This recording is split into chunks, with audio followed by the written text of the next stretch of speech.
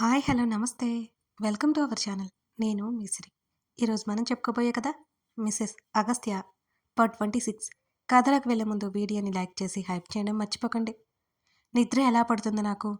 నేను ఇక్కడే ఉంటాను కాసేపు రెస్ట్ తీసుకో అంటూ నన్ను తీసుకెళ్లి బెడ్ మీద పడుకోబెట్టాడు అగస్త్య. తను నా పక్కన కూర్చోగా తన చేతులు పట్టుకుని కళ్ళు మూసుకున్నాను నేను. టాబ్లెట్స్ బోల్డ్ మింగిన కారణంగా ఎప్పుడు నిద్రపోయానో నాకు తెలియదు. నిజానికి తను లేకపోతే ఆ మాత్రం కూడా నిద్ర పట్టేది కాదు నాకు. కాసేపటికి మెలకువ వచ్చి లేచి కూర్చున్నాను. నిజానికి రామ్ కల్లో కూడా గుర్తుకొచ్చి నాకు భయం వేసింది. అగస్త్య కోసం వెంటనే బయటకు వచ్చాను. మెట్ల దగ్గర నుంచి చూడగానే క్రిష్, తను కనిపించారు. నాకప్పుడు రిలాక్స్ ఫీల్ అయ్యి అక్కడే మెట్ల మీద కొలబడి చతికిల పడ్డాను నేను. అన్నయ్య, అసలు ఏంటిదంతా? నీకు వదిలికి మధ్య గొడవ జరగడానికి కారణం వంశీ కదా. మధ్యలో ఈ రామ్ ఎవరు అని అడిగాడు క్రిష్. క్రిష్ వదిన అనడం వల్ల షాక్ అయ్యాను నేను. రామ్ అని ఒక పిచ్చోడున్నాడులే. పిల్లితోలు కప్పుకున్న నక్కవాడు. మంచిగా కనిపించే మృగం వాడు. అసలు అంకుల్కి యాక్సిడెంట్ చేయించి వాళ్ళ ఆస్తులన్నీ పోయేలా సీజ్ చేయించింది ఏ దిక్కు లేని శ్రీధని పెళ్లి చేసుకోవాలని పెద్ద ప్లాన్ వేశాడు రాస్కెల్ అని అంటున్న అగస్త్య మాటలు విని తల తిరిగినట్టుగా అనిపించింది నాకు. డాడీ అలా అవడానికి కారణం రామ్ అని తెలుస్తుంటే బుర్ర బద్దలైపోతుంది నాకు. ముఖానికి చేతులడ్డు పెట్టుకుని వెక్కి వెక్కి ఏడ్చేశాను. నా కారణంగా డాడీకి అలా ఉంది. నా కోసమే రామ్ అలా చేశాడు. ఎంత నమ్మెంతనని ఫ్రెండ్షిప్కు ఉన్న విలువ తీసేశాడు రామ్. నాకే తెలియకుండా పైకే గట్టిగా ఏడ్చేశాను. అగస్త్య, క్రిష్ ఇద్దరూ పరిగెత్తుకుంటూ వచ్చారు నా దగ్గరికి. అగస్త్య నా దగ్గరికి రాగానే లేచి నిలబడి తన నడుము చుట్టూ చేతులు వేసి గట్టిగా హత్తుకుని ఏడ్చేశాను. నా చుట్టూ చేసి వాట్ హ్యాపెన్ బేబీ, భయపడ్డావా? నేను ఇక్కడే ఉన్నాను కదా అంటూ నాకు సర్ది చెప్పే ప్రయత్నం చేశాడు అగస్త్య. వాళ్ళ మాట్లాడుకున్నది మొత్తం నేను విన్నానని వాళ్ళకి తెలియదేమో బహుశా. రౌడీ రాణి గారు ఇలా ఏడుస్తున్నారేంటి? నన్ను డైవర్ట్ చేసే పనిలో పడ్డాడు క్రిష్. ఏం మాట్లాడలేదు నేను. ఆకలేస్తుందా అని అడిగాడు అగస్త్య నన్నే చూస్తూ. నేనేమైనా తీసుకొస్తాను, నాకు కూడా ఫుల్ ఆకలేస్తుంది అని అన్నాడు క్రిష్. ఆ సమయాన్ని తేలిక చేయడానికి ప్రయత్నం చేస్తున్నాడు. క్రిష్ వెళ్ళిపోయాడు. నన్ను మళ్ళీ గదిలోకి తీసుకొచ్చాడు అగస్త్య. నేను ఎక్కడికి వెళ్ళలేదు, క్రిష్ వస్తే మాట్లాడుతున్నాను అని అన్నాడు అగస్త్య భయపడుతున్నాను అనుకుని. రామ్ ఇంత దుర్మార్గుడా?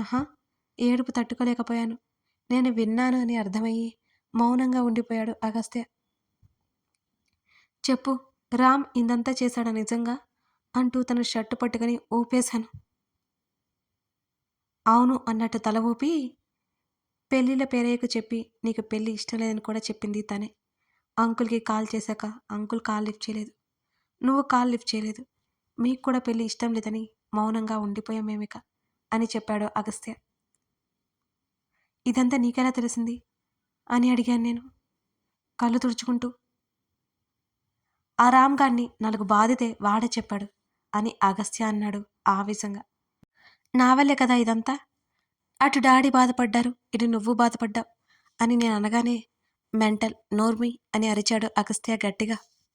నిజమే కదా నేను చెప్తున్నది అన్నాను చేతుల్లో ముఖం దాచుకుని ఏడుస్తూ. కొట్టేస్తాను ఇంకా సీరియస్గా అరిచాడు ఈసారి. నా వల్ల నువ్వు ఎన్నో ఫేస్ చేయాల్సి వచ్చింది కదా అని అంటుంటే నా చెంప మీద ఒక్కటేశాడు. బిక్కమొహం వేసుకుని తన వైపు చూశాను. అప్పటికే ఎర్రబడ్డ మొహంతో నన్నే చూస్తూ కనిపించాడు అగస్త్య. చెంప మీద చేయి పెట్టుకొని ఉక్రోషంగా చూశాను తన వంక. ఒరిజినాలిటీ ఎక్కడికి పోలేదు, ఏడుస్తావని మౌనంగా ఉంటున్నా. ఎక్కువ చేస్తే పళ్ళు రాలుగట్టి చేతిలో పెడితే జాగ్రత్త.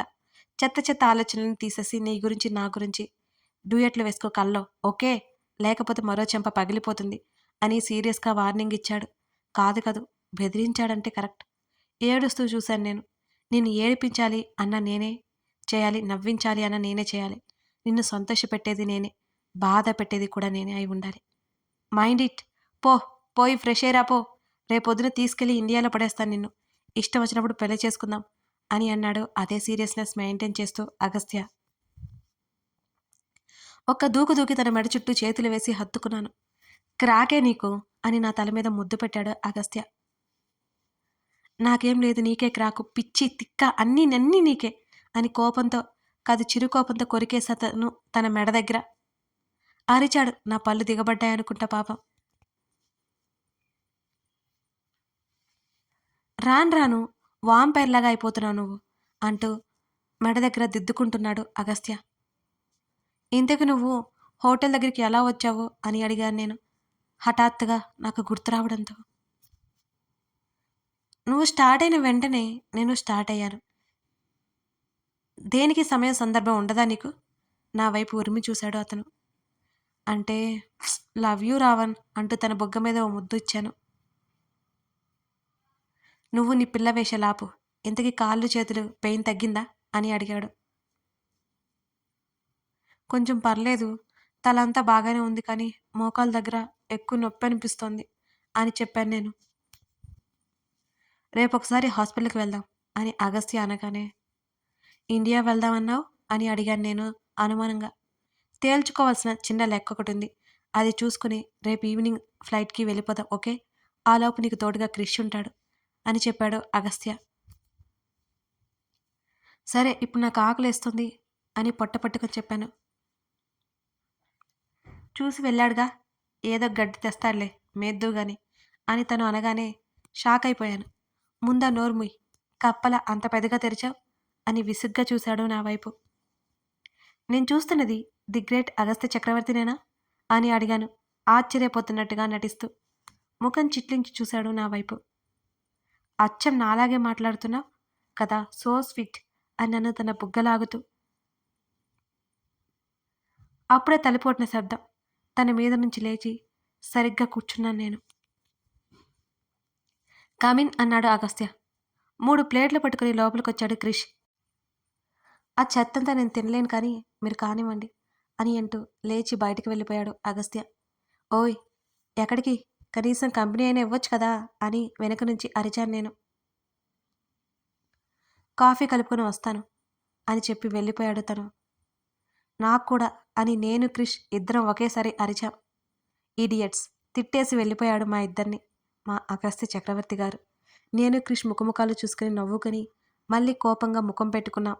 ఒకరంటే ఒకరికి పడదనే విషయం గుర్తుకొచ్చింది. ఏంజల్ ఆర్ యూ ఓకే అని అన్నాడు క్రిష్. ఏంజల్ని గింజల్ అంటే మూతి పగులుతుంది. ఇందాక వదినా అని పిలిచావు కదా, అబ్బా వినడానికి ఎంత వినసొంపుగా ఉందో అంటూ క్రిష్ వైపు చూశాను నేను.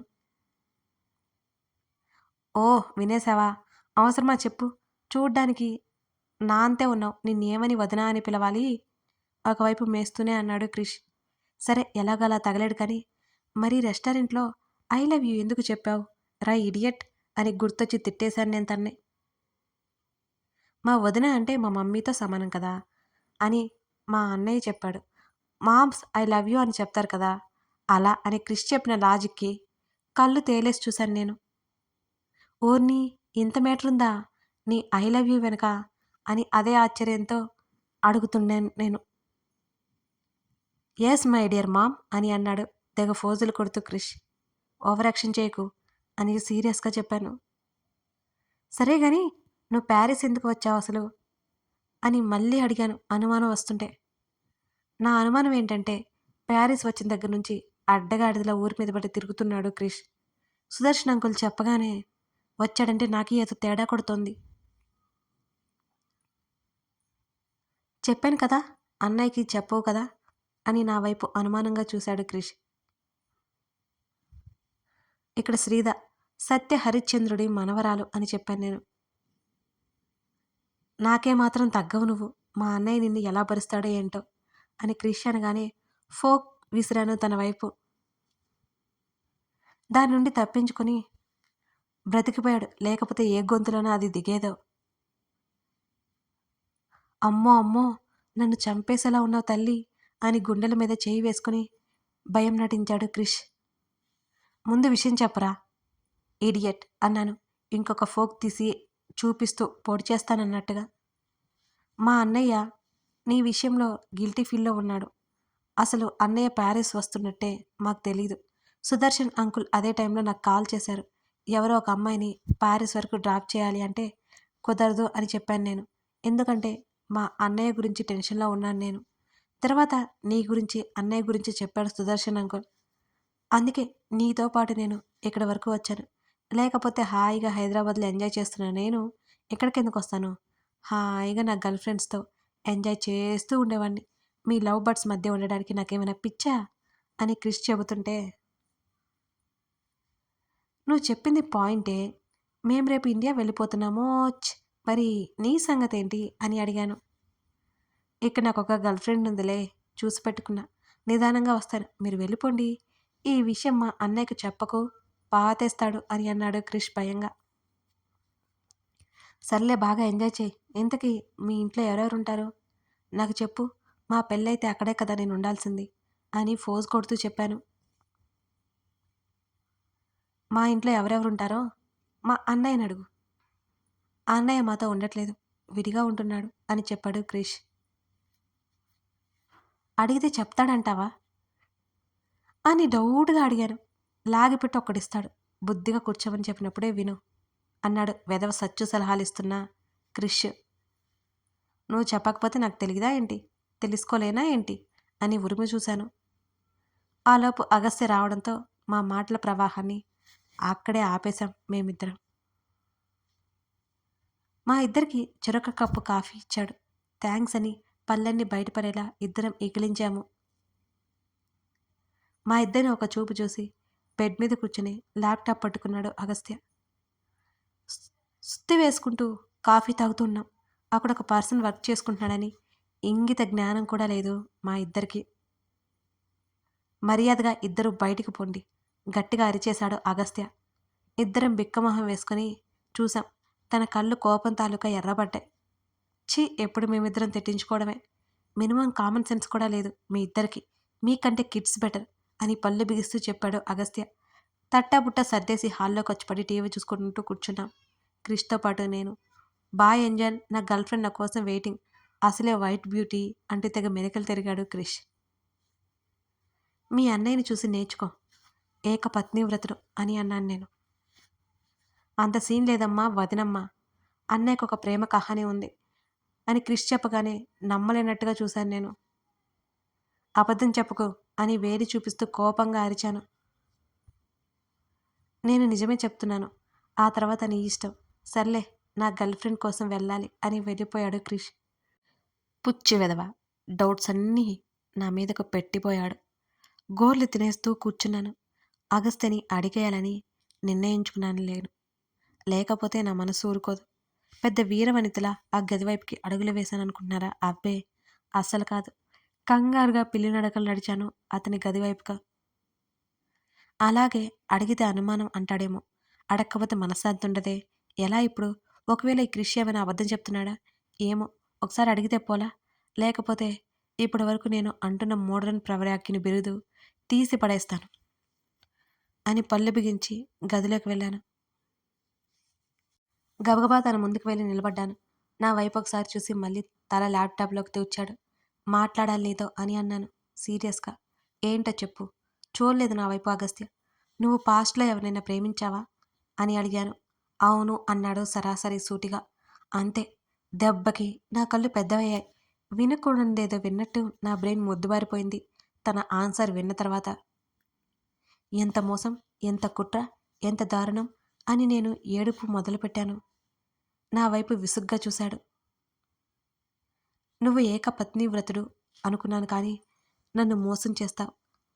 శ్రీరాముడు అనుకున్నాను కానీ శ్రీకృష్ణుడు అని తెలిసింది అని రాని కన్నీళ్లు తుడుచుకున్నాను నేను. ఇప్పుడు కానీ నీ లౌడ్ స్పీకర్ ఆపలేదు అనుకో అని తన సీరియస్గా అనగానే నేను ఇంత బాధపడి చెప్తుంటే నీకు చీమ కొట్టినట్టు కూడా లేదు అని మళ్ళీ ఏడుపు నటించాను. నన్ను విసిగించకుండా మర్యాదగా బయటికి పో అని తను అనగానే చిర్రెత్తుకొచ్చింది నాకు. తన ఒడిలో ల్యాప్టాప్ క్లోజ్ చేశాను. కొట్టేలా ఉన్నాయి అగస్త్య చూపులు నా వైపు. అయినా పట్టించుకోలేని పరిస్థితిలో ఉన్నాను నేను. దిండు తీసుకుని తనని కొట్టడం స్టార్ట్ చేశాను. గాడ్, నీకు పిచ్చి పట్టింది. నాకు పిచ్చి పట్టించేలా ఉన్నావే రాక్షసి అని నన్ను వదిలించుకోవడానికి అతను ప్రయత్నం చేస్తూ ఉంటే నన్ను కట్టడి చేయడానికి తన ట్రిక్స్ యూజ్ చేశాడు అగస్త్య. ఎటూ కదలకుండా పట్టేసుకున్నాడు. ఏయ్, వదులు వదులు అని నేను అరుస్తుంటే, ఆపకపోతే ముద్దు పెట్టేస్తాను జాగ్రత్త అని అన్నాడు. అయినా సరే నేను వినలేదు. తన మాట. ఇష్టం వచ్చినట్లు కొడుతూనే ఉన్నాను. నాకు ఎందుకు చెప్పలేదు అనేది నా కోపం. నా తల వెనక్క చెయ్యేసి ఇద్దరి పెదవులని జత చేశాడు అగస్త్య. కథ కొనసాగుతూనే ఉంది. కథ నచ్చితే లైక్ చేసి, అలాగే వీడియోని హైప్ చేసి కామెంట్ చేయడం మర్చిపోకండి. ఇంకొక విషయం అండి, మన సిరి డైరీస్‌లో 'నువ్వే కావాలి' అనే స్టోరీ రన్ అవుతోంది. సిరి డైరీస్ అనేది మరొక మన ఛానలేనండి. అది కూడా ఒకసారి వెళ్లి చూడండి. కింద డిస్క్రిప్షన్‌లో అలాగే ఎండ్ స్క్రీన్‌లో మీకు ఆ స్టోరీ లింక్స్ ఇస్తాను. మిస్ చేయకుండా చూడండి. అది కూడా చాలా చాలా బావుంటుంది. మీకు తప్పకుండా నచ్చుతుంది. Thank you for watching this video.